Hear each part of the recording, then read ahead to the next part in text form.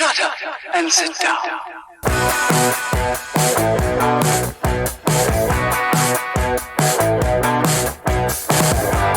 Hey everybody, and welcome to Nerdsplaining Podcast. I'm your host, Eric Da Silva. With me as always is my co-host, Jose Romero. What it is, what it was, what it shall be.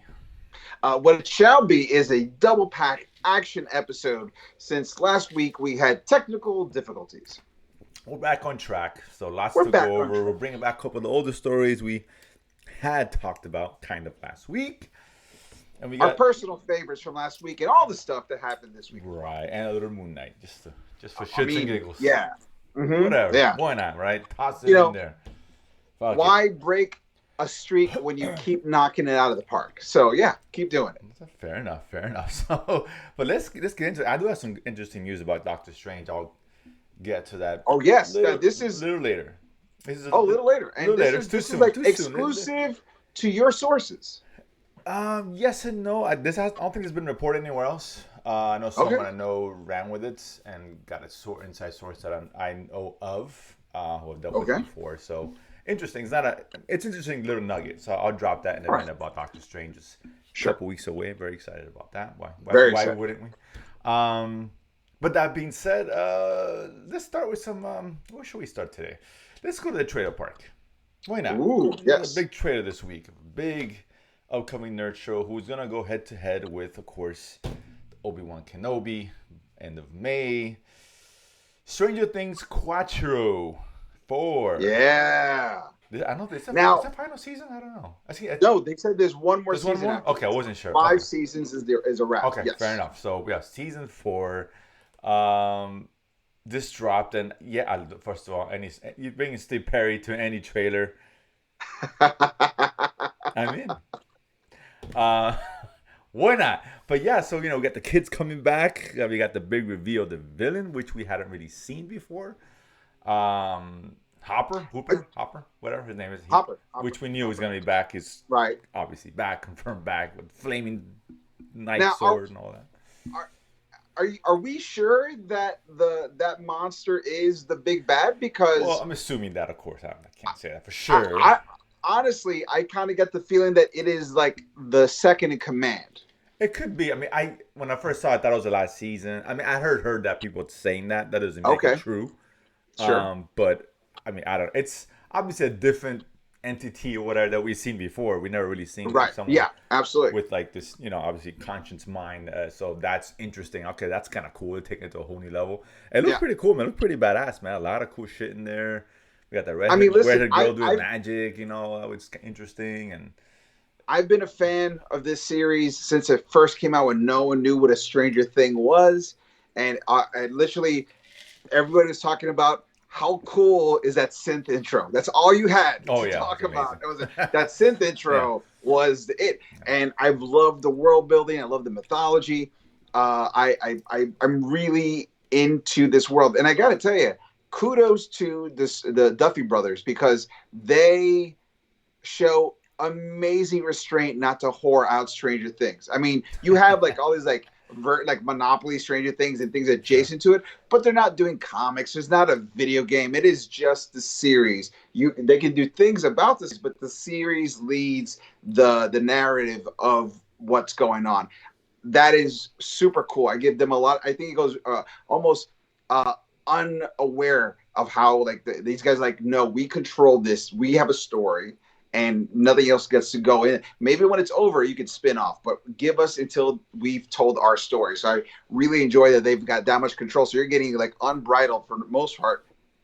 11 and the four boys, and it's I mean, I will say, seeing them grow up as every season goes, you're just like, oh wow, this is time is going fast. I know, right? It's crazy. I mean, kids grow kids, and you're a dad, you should know that as anybody. I know. But yeah, it's just amazing, and it's been a couple of years, right? I think it's been at least a couple of years. It's delayed for a lot of reasons. COVID. This was recorded pre-pandemic, 2019. So this is 3 years old. It was pre-recorded, but I think it was in the process of being recorded. So there's a lot of delays with that. But that being said, it's been a couple of years, so the kids, older, and they probably look different now. Right. We saw one of them in Ghostbusters.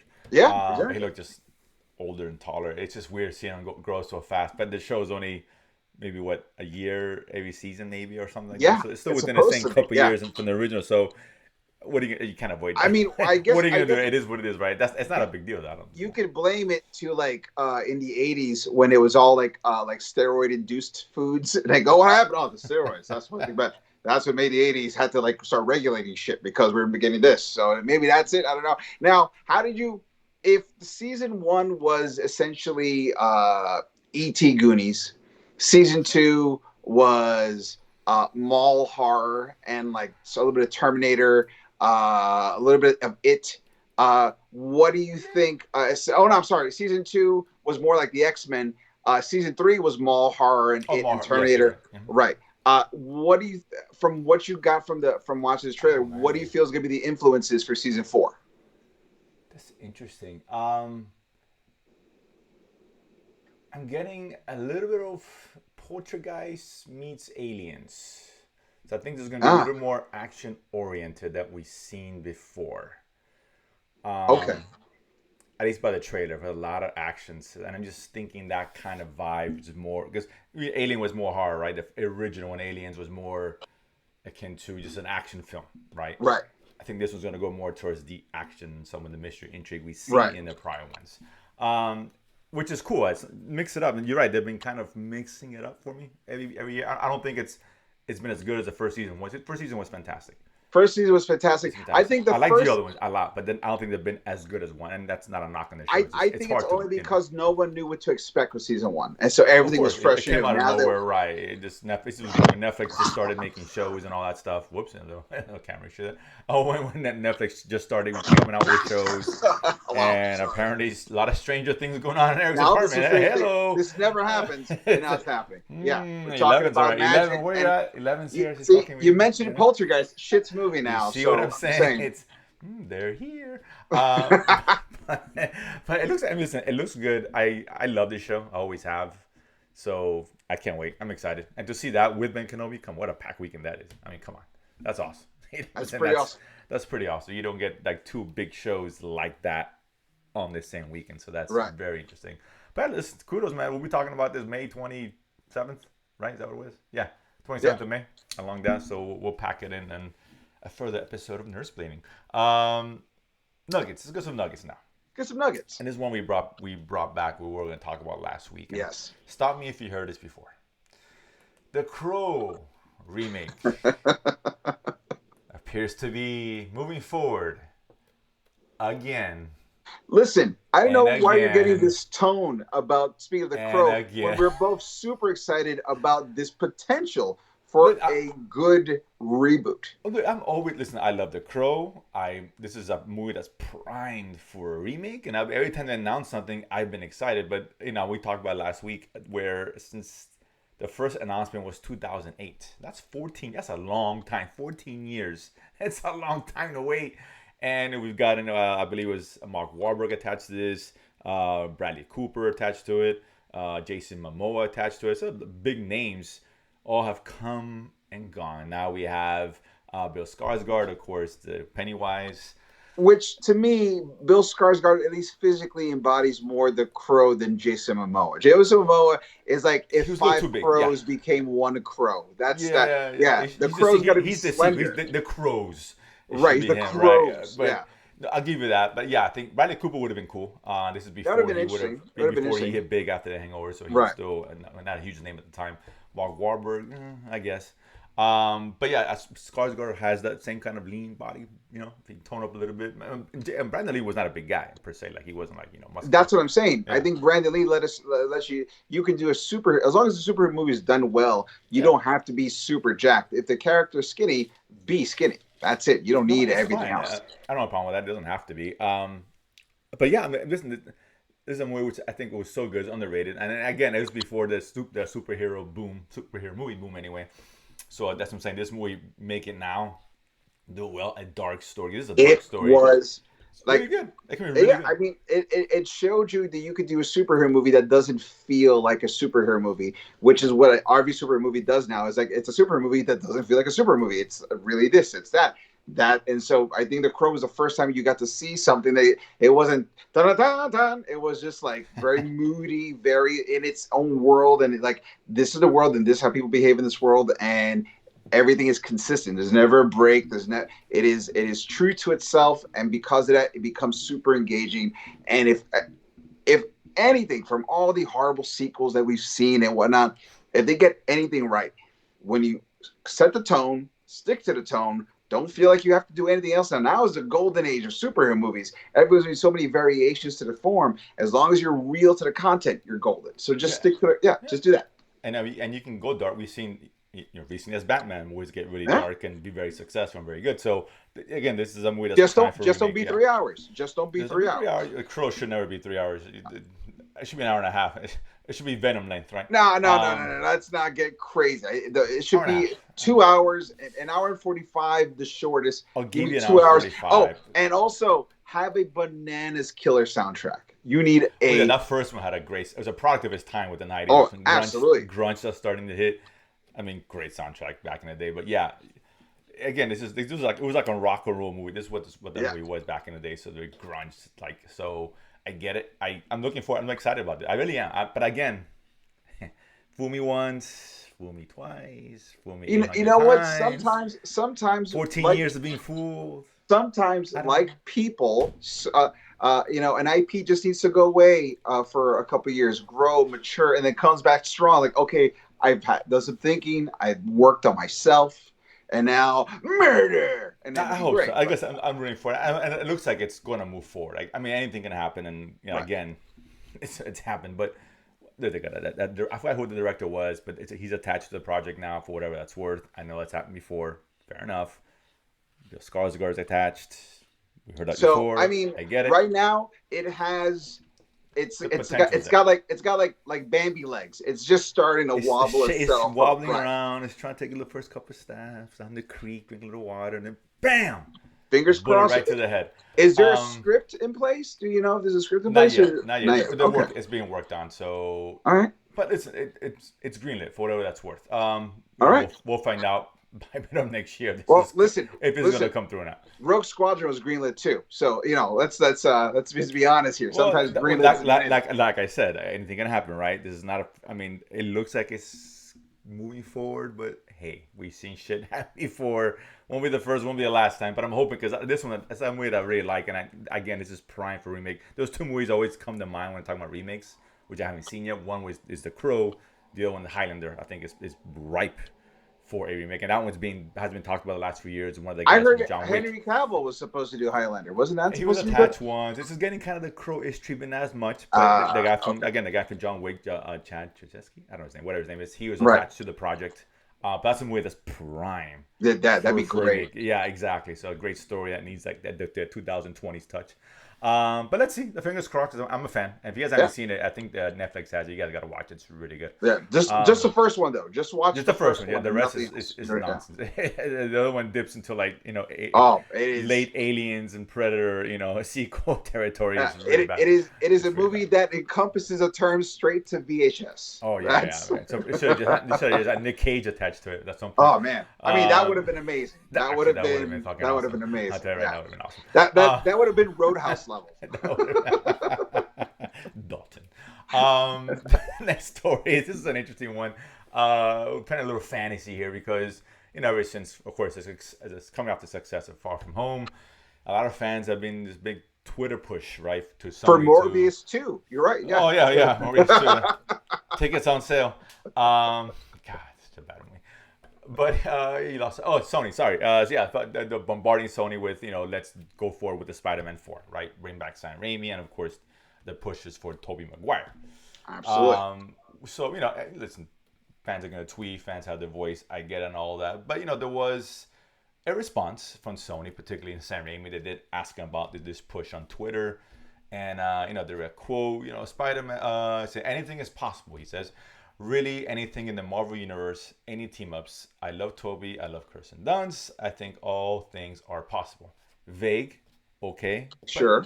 Whatever, but you know what? Maybe not. Listen, if the Crow can get greenlit, we can get a Spider-Man 4 at this point. So that being said, I mean, listen, I would like to see, I like Tobey Maguire Spider-Man. an older version, more grizzled version of Spider-Man, right? Not grizzled, just a more worn out because he's older. He's in his 40s, 30s. I don't know how old Maguire is. Or Maguire's in his 40s. No, so this is probably a little more, like his 50s, like late 40s, early 50s. Maguire. So you look at like late 50s, early 60s. Like clearly, he's at. So I mean, listen, I don't want to jump onto a pitch like my segment Pitch Please would do, but I'm already here, so might as well do it. I already have the perfect idea of how to do Spider-Man 4. It's super easy. So the first 15 minutes, the cold open of the movie, maybe the first 10, you want to make it super tight. It's a bank robbery scene. You remember in when Spider-Man first came out, the trailer was a bank robbery that Spider-Man webbed everyone. So it'd be an homage to that. But instead of just general bank robbers, it's Jack Black as the Kangaroo. And he's there, and you have Sarah Silverman as White Rabbit, and you would have who's the dude that Sam Raimi always works with? He was from the Evil Dead movies. He's got the big jaw. I'm drawing a blank. The guy who plays Ash. Ash, you mean? Oh, I'm sorry. Bruce Campbell. Bruce Campbell as Stiltman, and they are robbing a bank. And Tobey Maguire comes in, and it's like in their head, they think they're pulling it off like Ocean's 11, and it's just three idiots trying to rob a bank. And Tobey Maguire comes in, and they fought him before because he's the friendly neighborhood Spider-Man, and he stops and the whole thing, and everything's cool. And he goes back to like, I'm getting older. You guys are getting way too old for this. I'm getting old for this. So we established that Spider-Man's thinking about retiring because he's getting a little bit older. And Spider-Man and Mary Jane are trying to have a kid. And that's when during one of the other crimes they stop in the city, he bumps into another Spider-Man. And this Spider-Man, and he's like, oh my God, are you also from No Way Home? Like, what, is it a weird spell? Is that strange doctor around? And when he takes off the mask, it's Tobey Maguire as well. He's like, what the hell? And that's when you start to realize that Spider-Man 4 is going to be a version of the Clone Saga, the storyline that almost ruined the Spider-Man IP franchise forever. We're making it to a movie. That's a great endorsement. Okay. Yeah, I know. And he explains that he's got a secret, which is when Spider-Man got kidnapped by Doc Ock in Spider-Man 2, Harry Osborn had a sample of his blood, and he's been slowly generating. He generated a Peter Parker that he was going to use for his own nefarious plans, but that one escaped, and it turns out that the Peter Parker we've been following since the end of Spider-Man 2 on is actually a clone. And this is the real Peter Parker. You can like de-age him a little bit. So he's like, I've been stuck in frozen animation and suspended animation. So it's the whole thing. So he convinces older Tobey Maguire and Mary Jane to retire. He's got this, and he's younger. He's at the top of his game. Everything's cool. So they leave. They go to retire in upstate New York, whatever, or Florida, because most New Yorkers do. Whatever. It's nice and warm down here. Come on. Yeah. And then then you find out that all this has been a master plan from one of Spider-Man's villains, the Jackal, which is the guy who created the clone. And he set all this up because he wanted to take over New York City, but he knew Spider-Man would stop him. So he moved Spider-Man the way, and this younger Spider-Man, who we all were being led to believe is the real Spider-Man, is actually a clone, and he's programmed not to be able to stop the Jackal. Can't stop it. That's the big twist. Like you could stop all of the crime. It's almost like how like when you program a cyborg not to kill, like that's the one. So he just genetically he cannot stop the Jackal. So he realized he's got to call Peter Parker and go, "Oh my God, you're the real one. I'm a clone." They team up and they're fighting, and they're fighting with the Jackal, and the Jackal goes to kill Peter Parker, the real Peter Parker, and the clone Peter Parker realizes, I can't stop you, but I can stop you from killing Peter, and he jumps it away. He takes the hit. Peter Parker kills the Jackal, not intentionally, like, falls off a building, explosion, big beam of sky, whatever you want. It happens. Clone Peter Parker dies, and Peter's really bummed out because this is like his last surviving relative, and he's saved the day, but he feels like it's all for nothing. And then when he makes it back home, Mary Jane tells him they're pregnant, and it's a girl, and it's going to be Mayday Parker. So now someone's going to carry on his lineage, and that's how you end the series. That would be Spider-Man 4. I like it. Yeah, you have me at Jack Black. Yeah, I mean, listen, it's going to be a funny opening, and it'll end on a heartwarming sensation. So it is a perfect, friendly neighborhood Spider-Man feel. You got to have action, adventure, loss, tragedy, revenge. It's all there. And it only works because of everything that happened with Spider-Man 1, 2, and 3, and No Way Home. And the dismount is, and then of course at the very end, there's another garbage villain that's committing a crime. And he has to go stop that because that it's a friendly neighborhood Spider-Man world, and that's how I would do it. Of which would not be Rhino.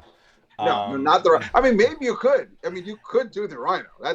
I mean, you could do the Rhino, and it's Triple H. Like that would be great. So I'm just saying. As the dismount to the movie, wow. Triple H walks out and not the Rhino as a cyborg suit. I mean, like in that big Rhino suit, like like cartoon version. The comic book, like the comic book. You do it like that. Yeah, that's how you do it. That's interesting. I mean, I'd be curious to see if. I mean, I doubt they move forward with it, to be honest with you, but it's nice little fantasy, whatever. I know the fans want it, but it's. If we had to go, that is a great done in one where you could even because. Everyone's talking about, what's this pulling from? What are they referencing to? This is a great way to finish the franchise by doing a miniature micro version of the Clone Saga, which real Spider-Man fans would go bananas for because you're paying tribute to history while making it almost superfluous just to end. Like, it's literally ending the franchise. Like almost that storyline ended the series because it was that bad. You're using that to purposely end the franchise. It's much like George Lucas says. It's like a poem. It rhymes. So it's like. God, now you don't bring George Lucas into this. Sometimes a broken be better than Lucas. Like twice a day. Be better than Lucas. We love Lucas, but you know what I'm saying. That being said, well, let's talk about a property that we know it's gonna come to fruition. Let's get to some Doctor Strange stuff here. Multiverse of Madness. So apparently there was some communications had. I think there was a discussion about. That's how it all started. Whether or not they were going to screen the film, and there was something came out, I guess, where they weren't going to screen it, or they're going to screen it late because they want people divulging information and all that, right? Which is fair enough. And even I got wind. I am going to probably get a screener, but it looks like maybe on Wednesday, the day before it comes out, so it's not even that early. But it may be early, but that's what the word is. But it's going to be kind of late because again, they want the secrets to stay secrets. CinemaCon's coming up, which is a big event for all the theater owners and stuff, and they usually show a lot of stuff, and they screen a lot of movies. Like last year, they screened Ghostbusters, and I was like 3 or 4 months before it even came out. Right. So they're known to do stuff like that. It's been confirmed they're not going to show this movie there. Not surprising because there's too many people and too many eyes, and you know how it is. People go take to Twitter immediately, and that's going to blow everything. So I get that. But the reason this is per inside source in Disney. Right, so this is coming from some horse in the stable, right? So it's fair, it's reliable stuff. The quote was, I don't know if anybody's wrong with this, I don't think it has, but I haven't heard anything. But the quote was, this movie has more surprises than Infinity Wars, Endgame, No Way Home combined. Ooh. That was the quote. That's pretty good. Saying a lot. Because that's a lot. All three. I mean, I don't know if Infinity Wars had big surprises, but Endgame did obviously, and obviously. I mean, Infinity War had big surprises because all the main heroes died. I guess. And that took a lot of people by surprise. That being said, but I said all three together. That says a lot because combined, yes, that's a lot of shit that were packed in all three films. So for this movie, which is only 2 hours long, packs more than that. That says a lot, and we can draw our own conclusions. That could mean 100 things, right? What I don't want to see, a bunch of just quick cameos. No, I don't want to see that fan service bullshit. I think you're going to get there is for a reason. It's part of the story. I think you're going to get the cameos because they're going to serve a purpose. So it's going to be fan service with purpose. That's what it is. It's fan service with purpose. That's what it needs to be. They can't just go one universe. Oh, here's some idiot playing, Captain America, and he's gone. I don't want to see shit like that. I really don't. I want to see something that makes, like, if you introduce the X-Men, introduce the X-Men. Whatever, right? We know we're getting Xavier, for whatever that's worth. I think Neymar. Worth a lot. Yeah, Neymar's supposed to be one of the the Illuminati or whatever the case is. Which is Namor in this? Namor, that's what I heard, and okay, potentially, but we knew he was already going to be in Black Panther. He was going to be right, one of the main right. villains. I knew that. So it will make sense if he makes an appearance now, because okay, a couple of movies is Black Panther away, right? For this coming up this year, presumably this year. Presumably, like Christmas time, Thanksgiving time, on there. Yeah, in November. So unless it gets moved, but if it stays where it's at, so we're gonna see. We're gonna see him pretty soon. So I mean, it's gonna mean a lot, dude. I mean, I don't know. There was another trailer that came out. I didn't see it, but no, someone mentioned something about Wanda with blood on her or something like that. I saw it. It's good. It's good. Yeah. I like it. And it's just like an extra 2 seconds from a scene that we already saw from another trailer. Okay. So it's not you're not revealing more, but they're showing you. It's almost like saying, look at all the sprinkles on the ice cream, and if I turn it, more sprinkles. It's still the same ice cream. Okay. You have not scooped anything in yet. You don't know what's inside the ice cream, but they're just showing you. Look, and there's more sprinkles, like 3 degrees over here. That's all it is. So but it's cool. But right. They keep a lot of shit close to the best, which we knew, right? Spanish No Way Home is the same way. They altered the trailer for obvious reasons. But those rumors were out, like they were rampant, but still no one really knew for 100% sure. Right. Here, a lot of stuff hasn't leaked, which is surprising. Tons of speculation. Right. Tons of speculation. So this movie, I guess, is apparently going to be loaded with shit. So that's cool, right? That gets me going as long as it's done right. Yeah. I think we're gonna get X-Men. I don't know. I think we're gonna get X-Men. I think we're gonna get different versions of Iron Man and Captain Marvel. I can see the Captain Marvel. I can see that. Iron Man, I guess. To me, Iron Man would just be like cheap fan service. So I don't want to see that. I'm okay with that because Iron Man is in the Illuminati, and there's the big thing. See the one moment that we're all talking about in the Illuminati. Fair enough. Yeah, in the Illuminati. But if he's not, then I don't want to see just they're crossing over a universe and hitting this. Fucking Tom Cruise waving his hand as Iron Man. I don't want to see that nonsense. Iron Man's not going to be like frying pancakes as you walk by. It's not that. It's not that. We would have a better chance of seeing the animated 90s X-Men like that than we would seeing Iron Man. I would hope so. But again, if he's in the Illuminati, fine. That's fine. Is that purpose for the right? He is. Right. That's fine.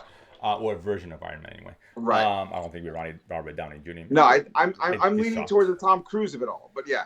If he's in it for like a good moment, some dialogue, I'm fine with it. I just don't want to see people just pop out, hey guys. No, I don't want to see some nonsense. I go, hey, how you doing? Whatever. The scene that everyone's talking about is when Strange has got the handcuffs and the Ultron sentries are taking him to see the council, which is for lack of a better term right now, it's the multiversal Illuminati. Right. So that's where you see Xavier. Xavier. So and obviously there's some sort of like Captain Marvel type character there as well. And that's 2, but there's a seat of I believe there's a total of like 6 or 7 seats. So there's still another 4 to 5 characters yet to be introduced in there. We're going to see some there, I'm sure.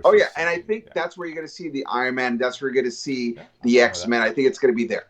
Yes, something because obviously it's we know Wanda's a big bad in here, obviously, and I heard the kid's supposed to be in it now from WandaVision. Oh yeah, you did see they did reveal that. I heard at the show something like that, right? So it could be a dream sequence for all we know, but whatever. Right. But that being said, so yeah, listen, that just gets me okay. Wow, if that's actually true, and I think it is.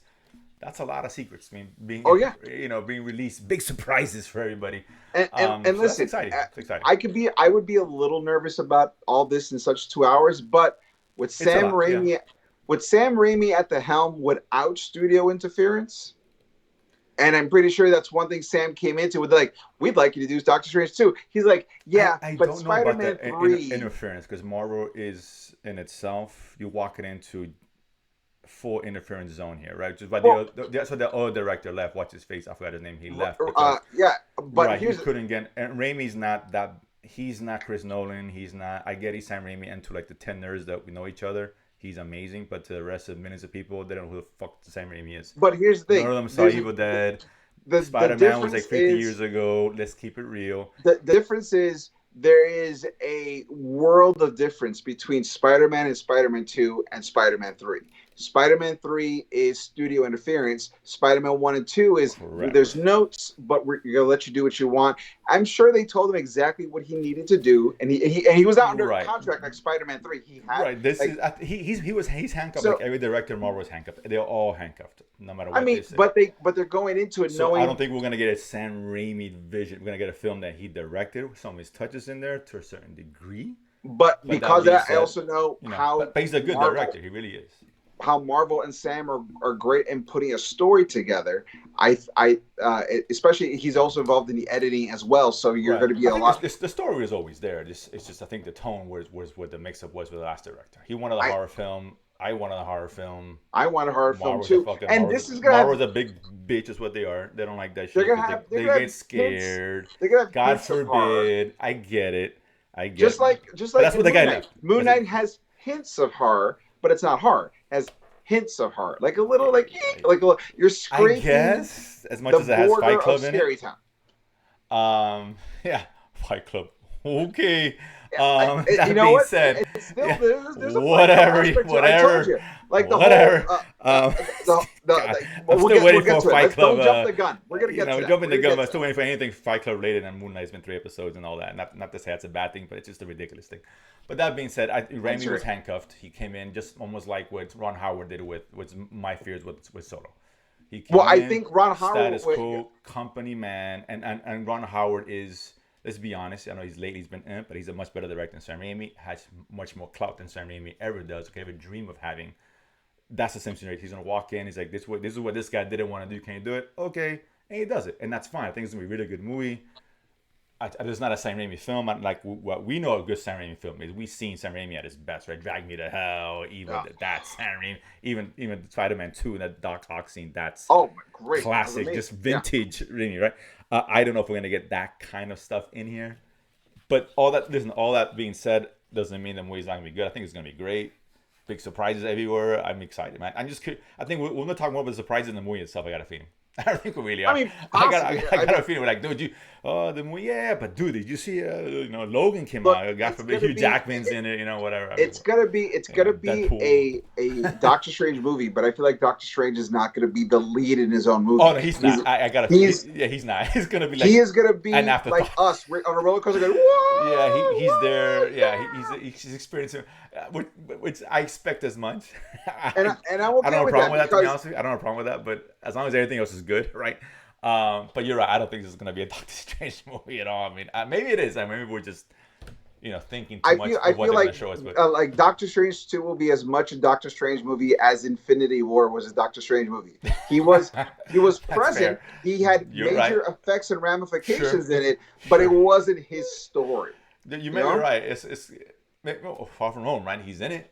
Yeah, he's in it. He had a big part in it. Major effects is a pivotal part, but it wasn't his. And I feel like his next movie, they may give him an extra like 18%, so it feels more present. But it's going to be a lot of other stuff. Doctor Strange and Friends is what this is, right? I gotta, but again, whatever. Doctor Strange and his variant friends, right? Which is okay. That's fine. I can live with that, honestly. As long as it's good, I wouldn't care. I'm not. In love with the character Doctor Strange. He's cool, but I'm like, oh my god, like if this is Iron Man with Robert Downey Jr. and they pulled this shit, that'd be kind of weird. Yeah, right. Because you really go in there to see Captain America. Those are Thor maybe. But yeah, him. Okay, whatever. I mean, right now we see him we see him in one film, right, years ago, and then just he's been popping in these other movies, right? Endgame, Infinity War, Homecoming. So I mean, Far From Home. So all right, whatever. He might as well be Hulk. Yeah. I mean, right. But Hulk cannot carry legally for a long time. He couldn't carry his own movie, right. And now maybe after She-Hulk, who knows? But I'm excited to see what Doctor Strange is going to be. Because like you said, I don't think it's going to be predominantly a Doctor Strange movie, but I think it'll be 55% a Doctor Strange movie, and that counts. I think it has to be close to that at least. Well, I guess it doesn't have to. Because in Infinity War and in Spider-Man, he's like 30%. Oh, and so less than that, I would say both less. But he has to at least, he's gonna be close to 50. You're right. I'll give you that. Yeah, 55. It's gonna be a definitive majority. Yeah, we're gonna get a lot of Wanda. A lot of Wanda. Wanda, and it's gonna be little Doctor Strange, little Wanda, and a lot of big surprises. That's all. That's the main tagline here, right? Wanda, Strange. Big surprises. Big surprises. Big surprises. Well, hopefully big surprise. I don't want to see the little tiny things. I'm like, okay, it's not. It'd be cool to see Hulk as part of Illuminati. That can be kind of fun, though. That would be cool. That would be cool. We see that. But yeah, listen. What, 2 weeks away? What day is it today? 14. So we got about 3 weeks. So 3 weeks, yeah. So it's coming up pretty fast. That's the next big film that we're waiting for. In May is a big month already. We got that and Kenobi and Stranger Things. So that's awesome. I think that's it, Eric. No, let's call it a night. Oh wait, no, wait. Oh, Don't all right, you all right, all right, all don't right. you even kid with me. Moon Don't you? Knight. That's right. Disney We Plus. got 2 episodes to talk Two about. episodes. We'll talk about episode 2, and then episode 3, which obviously just dropped this week. Yeah, dude. I'll let you. I'll say. Listen, I mentioned last week. I'm enjoying it. I think both enjoyed the show. I like the second episode better than the first one. Right. The third one, I thought was more in line with the first, and not as good as the second for me. Yeah, I was literally talking to a buddy of mine. And I was like, all 3 episodes are great, but episode 2 is the best one so far. Yeah, I think. But so, all 3 are great. There's not a drop off. It's not like, this one. No, it's not like it's just a little compared to 2 is a little drop off, but it's not bottom of the poster here. It's like a finger's worth of difference. Yeah, it's not really the whole thing. But I think if episode 2 is 8.5, I'll say there's an 8. Yeah, right. Yeah, I feel this was an 8, and 1 was an 8 as well. So I feel like 1 and 3 are on that same level. Mm-hmm. But let's go into the nitty gritty. Episode 2, we see the Mr. Knight costume, which everyone's already talked about. I just wanted to say I love the costume. I thought it was great. My kids loved the Psycho Colonel Sanders line. It was fantastic. A lot of the hardcore Moon Knight fans who apparently don't understand how TV works are really upset that Stephen Grant's nebbish character has the Mr. Knight suit, because Mr. Knight is more like Sherlock Holmesian, very condescending, a badass scrapper fighter, but super smart and knows how to. He's the detective side of Moon Knight. And they're like, this guy's just a mess. He's making up as he goes along. He's got super strength, but he doesn't know how to fight. He doesn't know anything. And I'm like, yeah, but you got to remember, this is like year 3 Moon Knight. So, this is the second personality that we've seen that is getting the Moon Knight suit. So he should figure things out. If you think about it, especially in episode 3, and they hinted at episode 1, Stephen Grant is the Egyptian expert. He knows all about the traditions and the histories and everything, which means he's very smart. I feel like you could make Stephen Grant become the Sherlock Holmesian character where he reads everything and he retains it and he can do conclusions because he knows everything. You can make him like that, and then he can start borrowing like fighting skills from either Mark or get his own fighting skills, and he could be that. But this is Mr. Knight's year 1. Yeah, I think you know how nerds, like we mentioned before. I'll say it again. It's okay to change the source material. I prefer to change the source material, right? And you're a huge fan. You're knee deep in all anything Moon Knight. It's okay to change stuff up. It's not a big deal, right? Yeah. Whatever. I'm not right. I mean, I don't know anything about it, so to me, it's like whatever. I mean, I've heard that he was supposed to be, like you mentioned, the detective version of it. But whatever. It was fine. But I can also see the potential to make that character eventually get there. But let's enjoy the journey of getting there. That's kind of the fun of it. You know, nerds. I love you, nerds, but y'all get excited sometimes. But I will say it was great seeing him switch from Mr. Knight to full Moon Knight and seeing Moon Knight be a badass about it. I was all up in it. I thought it was great. The fight with the Jackal was great allusions to his original first appearance where he fought the werewolf by night. I was in it. But once again, every episode there is a great scene where Oscar Isaac just knocks out of the park. And episode 1 was Steven realizing he had lost 2 days. And in this episode was when Steven and Mark were fighting through a reflection, and Steven is just like losing his temper while talking to him about like trying to keep control, because it's not just about what Steven wants, because you eventually contra reviews to the audience and to reminds Mark, if you don't do this, I'll possess your wife. Right. Which is the reason you're trying to leave her in the first place. Whatever the case. Exactly. Yeah. So like he's got a lot of stress on him. So I really dug that scene. Like, as much as I thought the Moon Knight stuff was great, that scene is worth the whole episode. I thought that was really cool. Then you get to episode 3. Episode 3, you're seeing Mark in Cairo, and he's there's apparently like a debate about when he finds those 3 thugs on the rooftops and they killed the dude. They're like, oh, those guys look stereotypical. I'm like, yeah, because all bad guys in comic books can look. I mean, they're not the main mastermind. If they were the main mastermind, I'm like, this is horrible.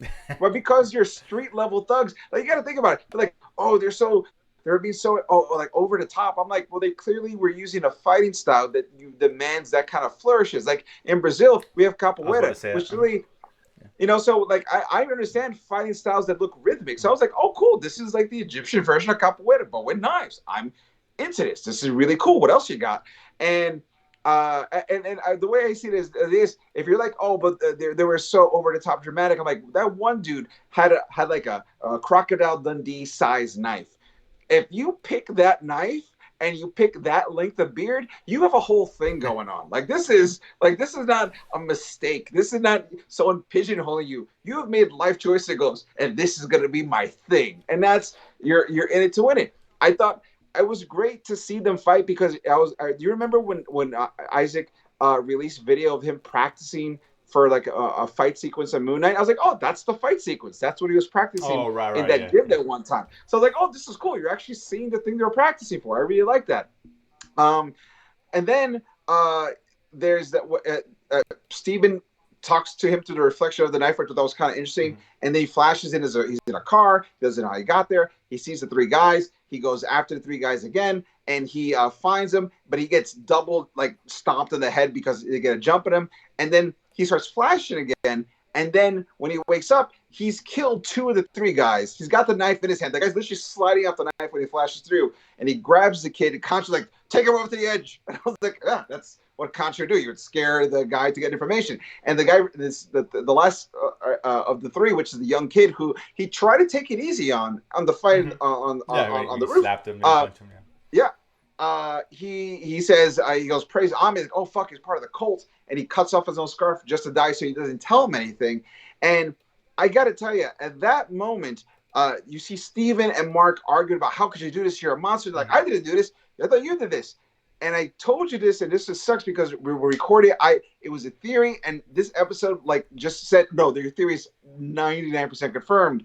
There's a third personality. Yeah, which I think we'll see at the conclusion of episode 4. I think that's going to be the cliffhanger for that episode will be that reveal. If you are a Moon Knight fan, the third personality is Jake Lockley. Jake Lockley is sort of like the man on the street. And it looks like to me what they're doing is Jake Lockley is not the man of the street. Jake Lockley is the guy who gets his hands dirty. So, they say that dissociative identity disorder, each personality is an aspect that as a regular person with a fully formed psyche, we have all these aspects. But when you have dissociative identity disorder, you split these personalities, take on the primary aspects that maybe one person can't process. So Stephen Grant is the intellect. And Mark Spector is the soldier, the guy who's organized, who plans things out and gets things done. He has a mission. He knows how to do it, and he goes forward. He's brave, and he doesn't care about like what it could do to hurt him. As long as the mission gets done and people are protected, he'll do that. Jake Lockley is, to me, almost like the Tyler Durden of the personalities. He's the darker aspect. He's the guy who's like, well, I'll just kill him. Like, oh, there's another way. Oh, yeah, I know, but I could just kill him, and we could just get this done this way. And there's now more than ever, not only because of this scene, but I think there's a scene in episode 3 that we don't even realize. We're looking at Jake, and we think it's Mark. And I'll tell you what it is. They eventually, halfway in the episode, they end up going to a former contact of Layla's, who is a black market antiquities dealer. He is, I forgot the character's name, but it's the French actor that died in real life. Do you remember we talked about it a few months ago? Yes. That's him. Okay. The dude. I didn't put that together. Okay. The dude in the red robe who's running the whole thing. And he's supposed to be a Moon Knight villain called the Midnight Man. And so this was like his backdoor entry to whatever future thing they were going to do with Moon Knight. It would have been really cool, but unfortunately died in real life, which is why they dedicated the episode in his name. If you notice, it was in memory of. Okay. So they put him there, which I thought was really cool. You just mentioned it, but yeah, gotcha. See, there you go. Now that whole fight sequence was great, by the way. When Moon Knight starts fighting everyone there, I thought it was fantastic. To me, honestly, I was watching it. I was like, this is how I want Batman to move. Batman needs to move like this. He's got to be flips and knocking and breaking. Like, if you watch episode 3 of Moon Knight and you watch the Batman moves like Iron Man and Moon Knight's moving like Batman. Like that's how it's got to be. I got like to me one of the best Batman sequences, and it comes from the worst movie, is Batman v Superman. When Batman's taking out all the thugs in a warehouse, that is like the Batman I've always wanted to see move that way. Yeah. And this Moon Knight episode gave me major. That's the Batman moves. I thought it was really cool. It wasn't as, but I mean, granted, it was almost like the Batman if he was powered up by Captain America Super Soldier Serum, because he did a lot of more stuff that a regular human body couldn't do. But I thought it was great. I love the fact that he jumps off and he opens his cape and it becomes a giant crescent moon. Cool. I was like, that was awesome. They established in this episode that the suit doesn't just protect his body, but it also heals his body. So, he takes a lot more damage because he can. But if you notice, he's kicking everyone's ass until Steven takes over. And then everyone just starts stabbing him with all those lances. And if it wasn't for that, he would have whooped everyone's ass. But there's a part where everyone's pinning him down, and he's still fighting back, but they're pinning him down. And the Frenchman, Midnight Man, is going after Layla, and then he just rages out and kills everybody, saves Layla, and beams another crescent moon dart into Midnight Man's back, and he gets hit and like right slumped over into the darkness. That's how this sequence ends. And first of all, I didn't even notice this when I was watching with my kids. My daughter noticed that when he stops Midnight Man, the clock in the back is striking midnight. And I was like, that's cool. Okay. Nice. There's a big clock that Khonshu's on. Okay. It's actually hitting midnight as he takes out the midnight. And I was like, I know what that's cool. About. Yeah. Okay, yeah. Now you can. And I was like, I didn't notice that either. Okay.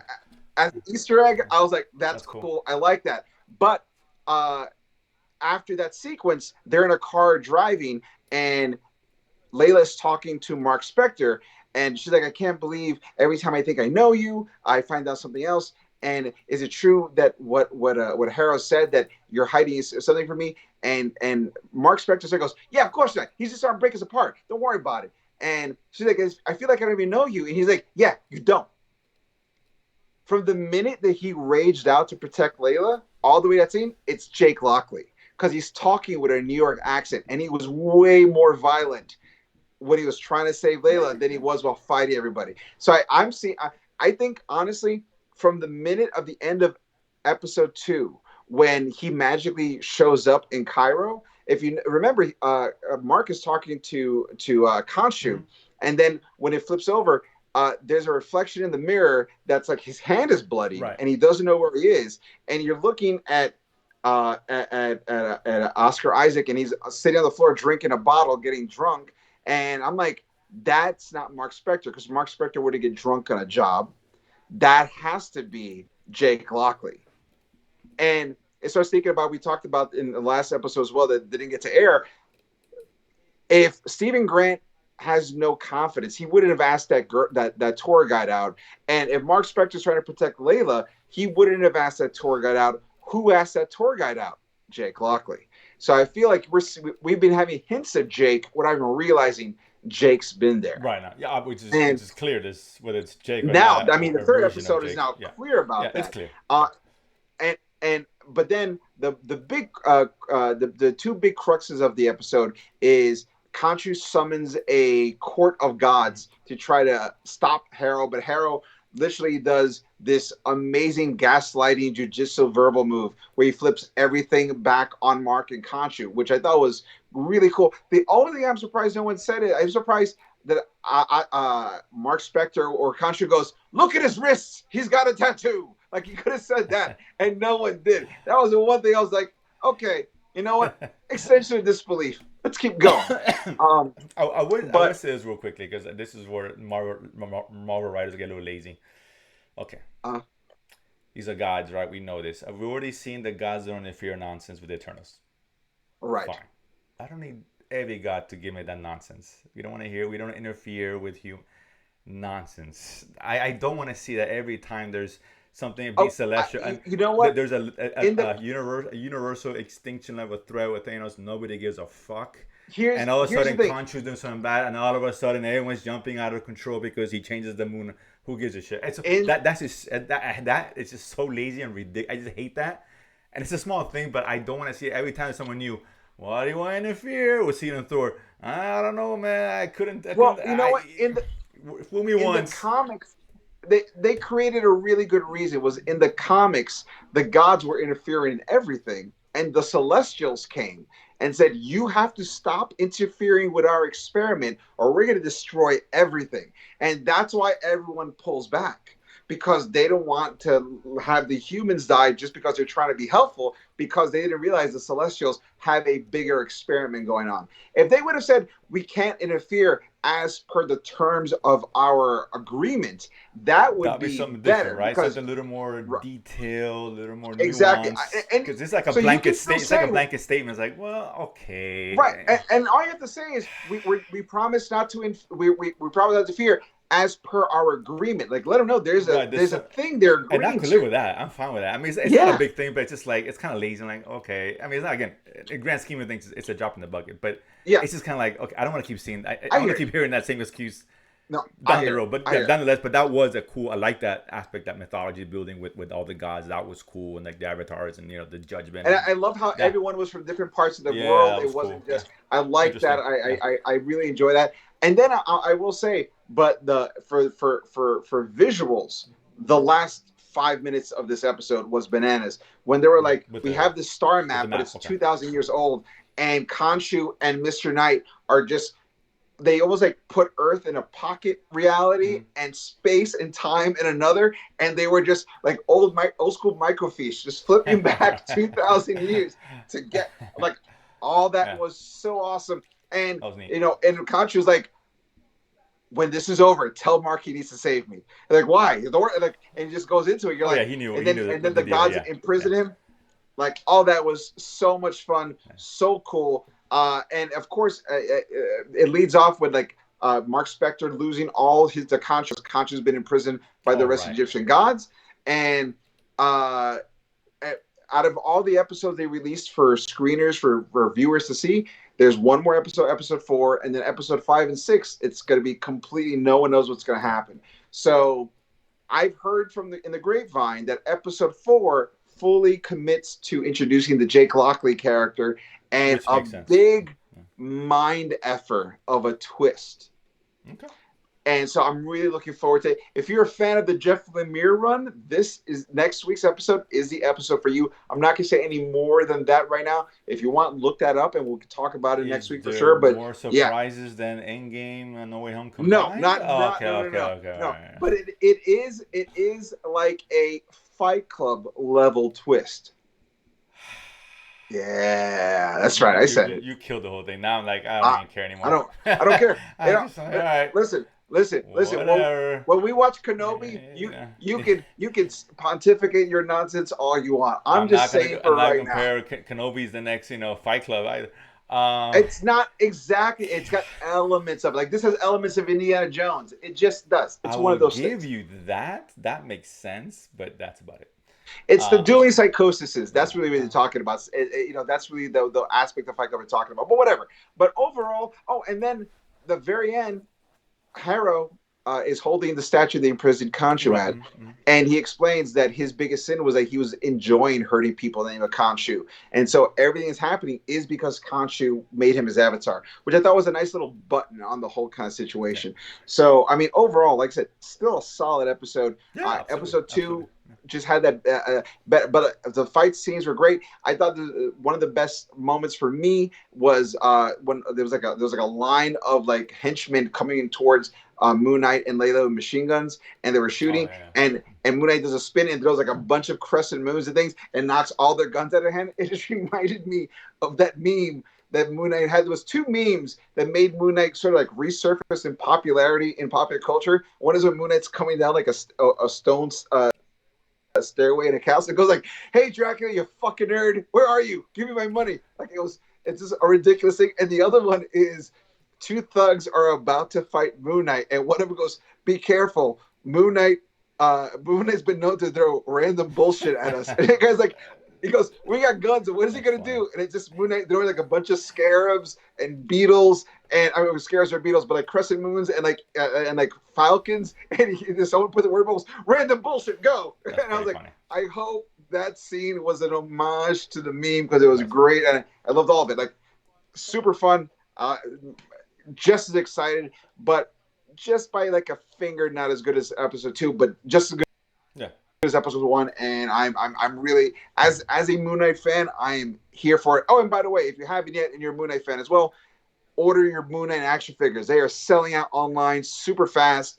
It's going to be coming out later in the year, sometimes even early 2023, depending. But get those because they look awesome. The Mr. Knight and the Moon Knight costumes look great. If you watch this episode, the thumbnail is based on those action figures. Like, I'm really excited. As a Moon Knight fan, great. I've been waiting for this since 2020. Jose will know if you're a fan of the show. I've been talking about these toys since 2020. So I'm super excited. When I get them, I'll show them on there as well. But yeah, super excited with the series. Not disappointed. Looking for the rest. Sure, we'll talk about that next week. I think it's gonna be a good episode. I mean, everyone who saw it says it's one of the better ones. Well, it ends really well for whatever that's worth. But yeah. So that being said, Eric, that is the Nuggets.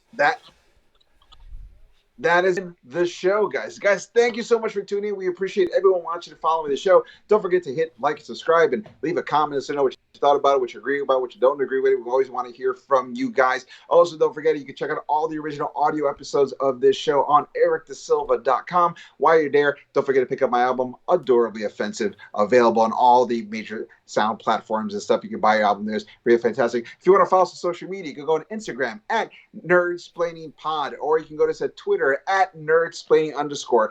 Let us know what you thought about it, your takes on the show. Tell us about some stuff you may miss, stuff we didn't talk about. Let us know what we got right, what we got wrong, what you agree, what you disagree, your hot takes, all that garbage. Put it there as well. Don't forget, if you like the show, you can follow this show on the YouTube channel at the Latin Nerd Network. You can watch Nerdsplaining. You can watch The Watch List. You can watch Thanos' Choice, and so many more shows coming. We promise, and we can't wait to give you those shows as well. Guys, as always, I have been Eric Da Silva. This has been Jose Romero. We have been Nerdsplaining. And if you don't know, now you